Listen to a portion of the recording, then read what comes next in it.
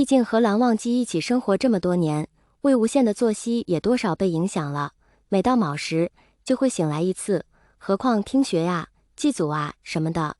为了叔父的身心健康，他自然是要规规矩矩早起的，但大多数时候是被蓝忘机哄着，再睡个回笼觉。蓝湛，魏无羡软软的叫了一声，刚睡醒，声音还略带沙哑，如同小猫崽子柔软的爪子似的挠在蓝忘机心上。再睡会儿。魏无羡哼唧了一声，又闭上眼，身子挪呀挪，本能一般钻到蓝忘机怀里。蓝忘机早在魏无羡动作之时，就撩开被褥，带人过来，才放下被子将两人盖住，收紧手臂将魏无羡圈在怀里。魏无羡回到熟悉的怀抱，深深吸了一口这人身上清淡好闻的檀香味道，寻了个舒服的姿势，悠悠睡去。蓝湛面无表情地听着那边的对话，面无表情系着外衣的带子，面无表情地收回自己下意识偏向某一处的目光，然而并没有发现里衣的袖子没有拉平整就被中衣压住。从小穿衣就一丝不苟的蓝湛，难得衣服上出现了褶皱。另一边的蓝思追和蓝景怡也起了，无声和蓝湛行了礼，小心不发出动静，可不能吵到了魏前辈他们。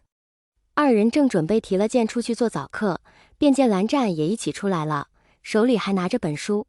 待到目送即使如今的年龄比他们小，但仪态清冷仍旧让人仰望不敢多言的韩光君离去，蓝景怡这才敢开口，胳膊肘撞了撞蓝思追，道：哎，你说韩光君手上拿的什么呀？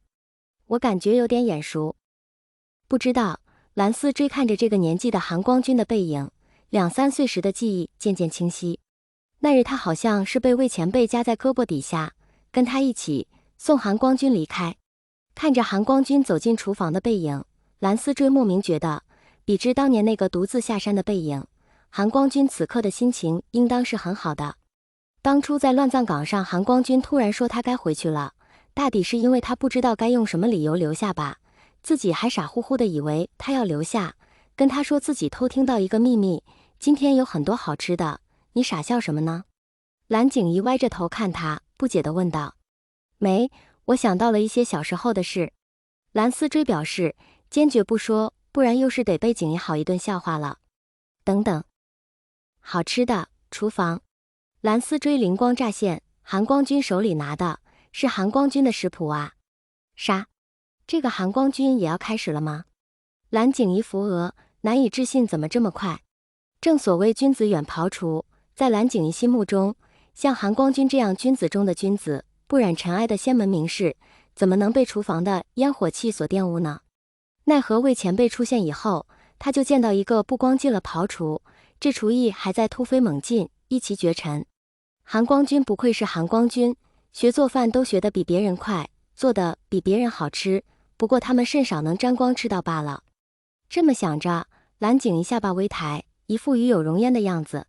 要说这蓝忘机的食谱，自然是出门夜猎魏无羡吃到什么可口的，他便留心，然后去跟人家请教，记录在册，以便日后做给魏无羡吃的。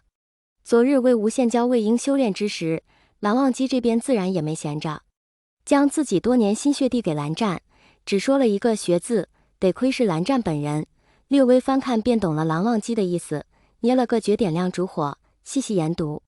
这不，一大早就去厨房学以致用了。魏婴醒了，但是他觉得自己没完全醒，不然为什么会看到卯时已过还闭着眼睛躺在床上的蓝忘机，而这个蓝忘机身上还压着个魏无羡。魏无羡侧脸躺在蓝忘机的胸口，整个人面对面压在蓝忘机身上，而蓝忘机非但没把人掀下去，还动作亲昵，双手环住了魏无羡的腰。做梦，一定是在做梦。魏婴红着脸起身，小心不发出动静惊醒旁边两人，抱起自己的衣服就要往外跑，却还是在路过这两人的时候，忍不住抬眼迅速瞄了一眼，落荒而逃。魏婴不知道的是，蓝忘机早就醒了，只不过魏无羡习惯压在他身上睡，没有他的床，他睡不着，睡了也不踏实。所以为了让魏无羡好好补觉，他干脆就放任自己，过了卯时也没有起身，反正不是第一次了。他刚刚本来在闭着眼默背家规，听到动静睁眼就看见魏婴蹑手蹑脚的起床，努力克制自己的眼神不往他们这边飘。会害羞的魏婴真是许久不见了。蓝忘机看到他紧张又脸红的样子，露出的浅浅笑容。那两个人这般睡觉的姿态，魏婴再是迟钝，也看出了不对劲。什么至交好友，什么亲如兄弟，分明都是他给这两人的他搞不懂的关系找的借口。